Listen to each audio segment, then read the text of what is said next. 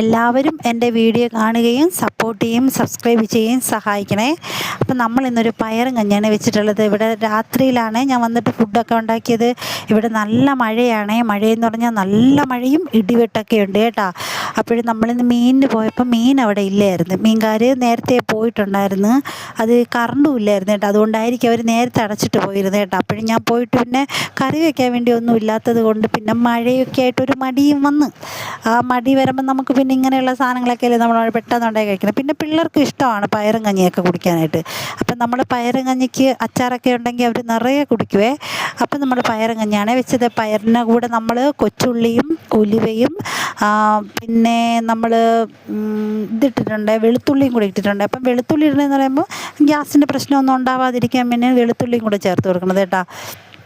അപ്പോൾ വെളുത്തുള്ളിയൊക്കെ ചേർത്ത് വെച്ച കഞ്ഞി നമ്മൾ തിളപ്പിച്ച് ചാക്സണിലോട്ട് ഇറക്കി വെച്ചിട്ടുണ്ടേ. അപ്പം ചാക്സണിൽ ഇറക്കി വെച്ചിട്ട് നമ്മൾ പ്രാർത്ഥിക്കാൻ വേണ്ടി പോയി. അപ്പം പ്രാർത്ഥിച്ചിട്ട് വരണ സമയത്ത് എന്താണെങ്കിലും അത് വെന്തിരിക്കും. പിന്നെ നമ്മൾ മാങ്ങ അച്ചാറിനുള്ള മാങ്ങയും കൂടെ അരിഞ്ഞ് വെച്ചിട്ടാണേ പോയത്. അപ്പോൾ നമുക്കിപ്പം ഇവിടെ മാങ്ങ ഇഷ്ടം പോലെ കിട്ടും. ഇഷ്ടം പോലെ എന്ന് പറഞ്ഞാൽ നമുക്ക് ഓരോരുത്തർ തരികയും ചെയ്യും. നമുക്കിവിടെ വീട്ടിൽ ഒരെണ്ണം ഉണ്ട്. എൻ്റെ അമ്മയുടെ വീട്ടിൽ നല്ലൊരു മാവിൽ നിറയെ മാങ്ങ കിടപ്പുണ്ട് കേട്ടോ.